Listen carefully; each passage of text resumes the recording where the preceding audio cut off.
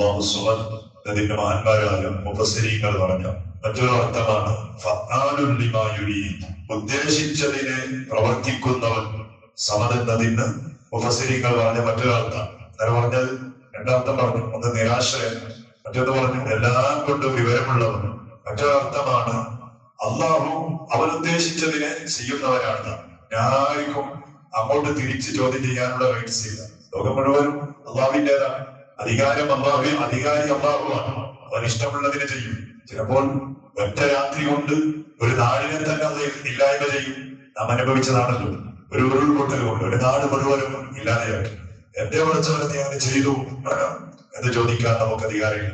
പറയാൻ മുമ്പ് ഒരു സുനാമി വന്നു, ലക്ഷക്കണക്കിനുള്ള ആളുകൾ മരിച്ചുപോയി. എന്റെ പഠിച്ചവരെ നീ അങ്ങനെ ചെയ്തു എന്ന് ചെയ്യാൻ നമുക്ക് അധികാരമില്ല. കാരണം അള്ളാഹു അവൻ ഉദ്ദേശിച്ചതിനെ ചെയ്യുന്നവനാണ്. ബുക്കാനല്ല നമ്മുടെ കയ്യിൽ നമ്മുടെ സ്വന്തമായിട്ട് നമ്മുടെ ഒരു മൊബൈൽ, അല്ലെ നമ്മുടെ ഒരു വാഹനം, നമ്മുടെ ഒരു വീട്, നമുക്ക് അതെന്തും ചെയ്യാം. കാരണം എന്റേതാണെന്നൊരു ധാരണയാണ്. ആരും അതിന് കൈകടത്താൻ അധികാരമില്ലല്ലോ. അതുപോലെയാണ് അള്ളാഹു. പക്ഷേ അള്ളാഹുവിനെ മനസ്സിലാക്കിയ ആളുകൾ അവർ എന്ത് വന്നാലും അൽഹംദുലില്ലാഹ് സന്തോഷത്തോടെ അതൊരു പൂമാല പോലെ അണിയുന്നു. കംപ്ലൈന്റ് ഇല്ല. ഒരു മുഅ്മിനാണോ? കംപ്ലൈന്റ് ഇല്ല. അതിനെന്ത് വേണം? അള്ളാഹുവിനോടുള്ള ആ മഹബത്തും അള്ളാഹുവിനെ പ്രത്യേകമായുള്ള ഒരു മലരിമത്തും നമ്മുടെ ഉള്ളിലുണ്ടായാൽ എല്ലാം സന്തോഷം. മഹാനായ സയ്യിദുന യൂസുഫ് നബി അലൈഹിസ്സലാം, യൂസുഫ് നബി അലൈഹിസ്സലാമിന്റെ ഒരുപാട് ചരിത്രം പരിശുദ്ധ ഖുർആൻ പറഞ്ഞിട്ടുണ്ട്. ഒരു ചരിത്രമാണല്ലോ. സുലൈഖ ബീവി യൂസുഫ് നബി അലൈഹിസ്സലാമിനെ ആഗ്രഹിച്ചുകൊണ്ട് അവിടുത്തെ ശരീരം പിടിച്ചു. ശരീരം കിട്ടിയില്ല, കമീസാണ് കിട്ടിയത്. അങ്ങനെ കമീസിന്റെ പിൻഭാഗം കീറിപ്പോയിട്ടാണ്. ശരീരം ഇങ്ങനെ പിടിച്ചു വെച്ചപ്പോ കീറിപ്പോയി. അത് സുലൈഖ ബീവി യൂസുഫ് നബി അലൈഹിസ്സലാമിനെ സ്നേഹിച്ചതാണ്. അങ്ങനെ പിന്നെ അള്ളാഹുവിന്റെ വലിയ ഒരു അത്ഭുതം എന്ന് പറയട്ടെ, പല കാലം കഴിയുമ്പോ അതേ സുലൈഖ ബീവിക്ക് യൂസുഫ് നബി അലൈഹിസ്സലാമിനെ അള്ളാഹു ഭർത്താവാക്കി കൊടുത്തു. കുറച്ചു കാലം കഴിയുമ്പോ സുലൈഖ ബീവിക്ക് യൂസുഫ് നബി അലൈഹിസ്സലാമിനെ അള്ളാഹു ഭർത്താവാക്കി. യൂസുഫ് നബിന്റെ ഭാര്യയായി സുലൈഖ ബീവി. അങ്ങനെ അന്നത്തെ കല്യാണത്തിന്റെ ആദ്യ രാത്രി, ഒന്നാമത്തെ രാത്രി ഭാര്യയായ ബീവി സുലൈഖയും യൂസുഫ് നബി അലൈഹിസ്സലാമും മണിയറയിലാണ്. പക്ഷേ ആ സുലൈഖ ബീവി റളിയല്ലാഹു അൻഹ യൂസുഫ് നബി അലൈഹിസ്സലാമിന്റെ ഭാഗത്തേക്കൊന്ന് തിരിഞ്ഞു നോക്കാതെ ഒറ്റ നിസ്കാരം, സുജൂദാണ്, കരച്ചിലാണ്, നിസ്കാരമാണ്, മറ്റൊന്നുമില്ല. അപ്പൊ യൂസുഫ് നബി അലൈഹിസ്സലാമിന് ഭയങ്കര അത്ഭുതമാണ്. തന്റെ ശരീരം ഇങ്ങനെ നോക്കിയിട്ട് ചിലപ്പോ നമുക്ക് നോക്കാം, പണ്ടത്തെ യൂസുഫ് തന്നെ ഞാൻ പണ്ടത്തെ യൂസുഫ് തന്നെ അല്ലേ. കാരണം ഇപ്പൊ ഒന്നും എന്നെ കെയർ ചെയ്യുന്നില്ലല്ലോ സുലൈഖ. അന്നൊരു കാലത്ത് എന്നെ പിടിക്കാൻ വേണ്ടിട്ട് കമീസൊക്കെ കീഴിയ സുലൈഖ തന്നെ ഇപ്പൊ നോക്കുമ്പോ ആകെ ഒറ്റ നിസ്കാരമാണ്, ആകെ സുജൂദാണ്, കരച്ചിലാണ്. സുബ്ഹാനല്ലാഹ്. യൂസുഫ് നബി അലൈഹിസ്സലാം സുലൈഖ ബീവിയോട് ചോദിച്ചു, അല്ല സുലൈഖ, പണ്ടത്തെ യൂസുഫ് തന്നെയല്ലേ ഞാൻ? എന്റെ സൗന്ദര്യത്തിന് വല്ല കുറവുണ്ടോ? എന്റെ ചന്തത്തിന് വല്ല ഭംഗി വന്നിട്ടുണ്ടോ? ഇപ്പൊ ഈ മണിയറയിൽ നിനക്ക് അല്ലാഹുവിനെ ഹലാലാക്കി തന്നപ്പോ എന്റെ ഭാഗത്തിലേക്ക് തന്നെ നീ നോക്കാതെ ഒറ്റ നിസ്കാരമാണ്, ഒറ്റ നിരന്തരമായി സുജൂദാണ്, കരച്ചിലാണ്. അപ്പൊ സുലൈഖ ബീവി റളിയല്ലാഹു അൻഹാ യൂസുഫ് നബി അലൈഹിസ്സലാമിനോട് പറഞ്ഞൊരു മറുപടിയുണ്ട്. യൂസുഫ് നബിയെ, ഇപ്പൊ നിങ്ങളുടെ ഭർത്താവാണ്, ശരിയാണ്. പക്ഷേ അന്നൊരു കാലത്ത് നിങ്ങളെ ഒന്ന് കിട്ടാൻ വേണ്ടിയിട്ട് ഞാൻ വലിയ പ്രേമിച്ച് നടന്ന ഒരു ആളായിരുന്നു, സ്നേഹിച്ച് നടന്ന ആളായിരുന്നു. പക്ഷെ എന്തറിയോ, സുലൈഖ ബീവി പറഞ്ഞ്, അന്ന് എന്റെ കൽബിൽ നിങ്ങളായിരുന്നു ഉണ്ടായിരുന്നത്. അന്ന് എന്റെ കൽബിൽ, എന്റെ മനസ്സിൽ യൂസുഫ് ആകുന്ന നിങ്ങളായിരുന്നു ഉണ്ടായിരുന്നത്. പക്ഷെ ഇന്നങ്ങനല്ല. ഇന്ന് എന്റെ കൽബിൽ അള്ള കയറിയിട്ടുണ്ട്. ഇന്ന് എന്റെ കൽബിൽ അള്ള കയറിയിട്ടുണ്ട്.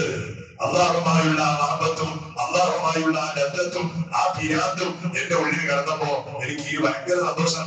അത് നിങ്ങൾ നോക്കുന്ന സന്തോഷമായിരുന്നു.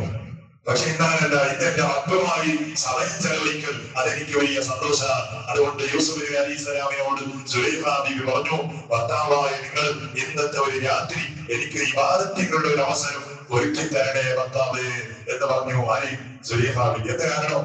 കാരണം അള്ളാഹുവിനെ മനസ്സിലാക്കിയപ്പോ ഇവിടെ എന്ത് പ്രശ്നം വരുമ്പോഴും എന്ത് സന്തോഷം വരുമ്പോഴും അത് ഉൾക്കൊള്ളുന്നവനാണ് മനുഷ്യൻ. ഹബീബായ റസൂലുള്ളാഹി സ്വല്ലല്ലാഹു അലൈഹി വസല്ലം തങ്ങൾ ത്വായിഫിൽ പോയി ദീനിന്റെ ദഅവത്ത് നടത്താൻ. അവിടെ പോയപ്പോ അവിടുത്തെ ആളുകൾ എന്ത് ചെയ്തു? ഹബീബായ സ്വല്ലല്ലാഹു അലൈഹി വസല്ലം തങ്ങളെ ഭ്രാന്തരത്ത് വിളിച്ചു. അവിടുത്തെ ശരീരത്തിലേക്ക് കല്ലെറിഞ്ഞോണ്ട് നെരിയാണി പൊട്ടിയിട്ട് റസൂലുള്ളാഹി തങ്ങളുടെ കാലിൽ നിന്ന് ചോരം. എന്നിട്ട് ഹബീബായ തങ്ങൾ അതിന്റെ വേദന കൊണ്ട് മൈൽ വരെ റസൂലുള്ളാഹി തങ്ങൾ ഓടി തിരിച്ചു വന്നതാണ്. കുറച്ചല്ല 6 മൈല് റസൂലുള്ളാഹി സ്വല്ലല്ലാഹു അലൈഹി വസല്ലം തങ്ങൾ ആ തായി പോയ നാട്ടിൽ നിന്ന് ഓടി തിരിച്ചു വന്നതാണ്. അതിന് അവസാനം ഒരു മരച്ചുവട്ടിൽ, ഒരു മരത്തിന്റെ ചുവട്ടിൽ ഹബീബായ സ്വല്ലല്ലാഹു അലൈഹി വസല്ലം തങ്ങൾ എത്തിയപ്പോ ഹബീബായ തങ്ങൾ പറഞ്ഞു, പടച്ചോനെ, നാട്ടുകാരെ കുറിച്ച് എനിക്കൊരു പരാതിയില്ല പടച്ചോനെ. എന്റെ ശരീരത്തിൽ കണ്ടെറിഞ്ഞ് എന്റെ കാലിനെ വേദനിപ്പിച്ച ആളുകളോടും എനിക്കൊരു പരാതിയില്ല, ഒരിക്കലും വരാനില്ല. അവരെ കുറിച്ച് ആക്ഷേപം പറയാൻ എന്റെ വാക്കിൽ പടച്ചോനെ. അതുകൊണ്ട് എനിക്ക് പറയാനുള്ളത്, ഒരു വിവരമില്ലാത്തവരാ, ആരെങ്കിലും ഒരാൾ നന്നാകുന്നുണ്ടെങ്കിൽ അതാണ് എനിക്ക് ഏറ്റവും വലിയ സന്തോഷം. ഹബീബായ റസൂലുള്ളാഹി തങ്ങൾ അല്ലാഹുവിനോട് പറഞ്ഞു എന്നാണ്. എന്താ കാരണം? ശരീരം വേദനിച്ച് ഒരുപാട് ദീർഘമുള്ള വഴി തിരിച്ച് ഓടി വന്ന ഹബീബായ തങ്ങളിൽ നിന്ന് വരുന്ന വാക്കാണ്. പ്രയാസം വരുമ്പോഴും അതൊരു പൂമാല പോലെ, അല്ലാഹുവിനെ ഓർത്തുകൊണ്ടതൊരു പൂമാല പോലെ അത് ഏറ്റെടുത്തു ഹബീബായ റസൂലുള്ളാഹി സ്വല്ലല്ലാഹു അലൈഹി വസല്ലം. ഇതാണ് ഒരു മുഅ്മിൻ. അവന്റെ ജീവിതത്തിൽ എന്ത് വെപ്രാളം വന്നാലും എന്ത് വേദന വന്നാലും അവന്റെ ഒരു പരാതിയില്ല. എന്റെ ഉടമ അല്ലേ, അള്ളാഹു അല്ലേ, എന്നെ പടച്ചവൻ അന്നല്ലേ, എനിക്ക് വേണ്ടത് എന്താണ് അന്ന് ഉദ്ദേശിക്കുന്നത് അത് എന്നിലൂടെ അന്ന് നടപ്പാക്കും. എനിക്കെന്താ അധികാരമുള്ളത്? നമുക്ക് എന്തായെങ്കിലും നമ്മളെ സ്വന്തം ശരീരത്തിലുള്ള ഒരു ഭാഗത്തിൽ പോലും നമുക്ക് സ്വന്തമായിട്ട് ഒന്നും ചെയ്യാൻ പറ്റൂല. എത്ര ആളുകളിപ്പോ നമ്മുടെ ദിവസത്തിന് ഒരു കാലത്ത് 24 മണിക്കൂർ ചീപ്പ് പിടിച്ച് ഇങ്ങനെ തലവാരി ആളുകൾ ഇത് നോക്കുമ്പോ തലയിൽ മുടിയില്ല, കഷണ്ടിയായി പോയി. ഒരുപാട് നാശം കൊണ്ട് മുടിയാ. നമുക്കെന്ത്? നമ്മുടെ ശരീരത്തിലുള്ള ഒരു രോമത്തിനെ പോലും നിയന്ത്രിക്കാനുള്ള അധികാരം ഇല്ല എന്നതിന്റെ തെളിവാണ്. മറ്റൊന്നുണ്ടെങ്കിൽ നമുക്ക് ചെയ്തുകൂടെ? വേണ്ടത്ര മുടി, നമുക്ക് വേണ്ടതുപോലെയുള്ള ഒരു സൗന്ദര്യം ഇല്ല, കിട്ടൂല. ഒരു കാലത്ത് മുടിയുണ്ട്, ഇപ്പൊ കഷണ്ടിയ. ഇപ്പൊ തൊപ്പി വെക്കുന്ന സുന്നത്തിന് വേണ്ടിയിട്ടല്ല, പിന്നെ കഷണ്ടി കാണാതിരിക്കാൻ വേണ്ടിയിട്ട് തൊപ്പിയോ അല്ലെ? ഇതാണ് മനുഷ്യ ദുർബലൻ, ഒന്നിനും കഴിവില്ലാത്തവൻ. കഴിവുള്ളവൻ അല്ലാഹുവാണ്. അല്ലാഹു സമദ്. നമ്മുടെ ജീവിതത്തിൽ എന്തും നമ്മുടെ ജീവിതത്തിൽ എന്തും മാറ്റം വരുത്താനും പ്രവർത്തിക്കാനും അധികാരമുള്ളവനാണ് അല്ലാഹ് എന്നൊരർത്ഥം മഹാന്മാരായ മുഫസ്സിരീങ്ങൾ അല്ലാഹു സമദ് എന്നതിന്റെ പറഞ്ഞിട്ടുണ്ട്. അങ്ങനെ ഒരുപാട് അർത്ഥങ്ങളുണ്ട്. ഇൻഷാ അല്ലാഹ് പറയാ പറഞ്ഞാൽ നമ്മുടെ സൂറത്ത് വാക്യം ധാരാളം തൗഹീദിന്റെ വിഷയങ്ങൾ പറയാനുള്ള ഒരു സൂറത്ത് കൂടിയാണ്. അല്ലാഹുവായി മനസ്സിലാക്കി അവനിലേക്ക് സമർപ്പിക്കേണ്ടതെല്ലാം സമർപ്പിച്ച് നല്ല ഈമാനോടെ ജീവിച്ച് ഈമാനോടെ മരിക്കാൻ പടച്ചറപ്പ് നമുക്ക് തൗഫീഖ് നൽകട്ടെ. അർഹമർ റഹീമായ അല്ലാഹ്, പരിശുദ്ധമായ സൂറത്തുൽ തൗഹീദ്, സൂറത്തുൽ ഇഖ്ലാസ് ഒരുപാട് മഹത്വങ്ങളുള്ള സൂറത്താണ്.